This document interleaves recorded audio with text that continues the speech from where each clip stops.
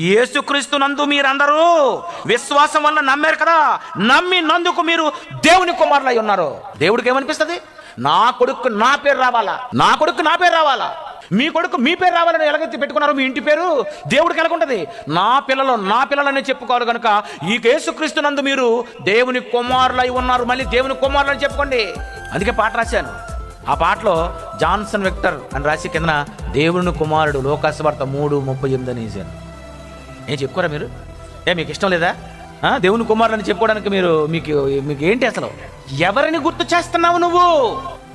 ఎవరిని గుర్తు చేయాలి, ఎవరిని పరిచయం చేయాలి, ఎవరి కుమారులని భూమి మీద చెప్పుకోవాలి అంటే ఇంకా ఇంటి పేరుతోనే చాలా మంది చెప్పుకుంటున్నారు. అందుకే అనుకున్నాను, నా తరము నుండైన జనాన్ని, నా సంతతిని మొత్తం మార్చి పడేయాలని అనే పేరుని తీసేసుకొని కింగ్ అని పెట్టాను. ఎందుకంటే రాజులైన యాజక సమూహం అని ఆయన అన్నాడని.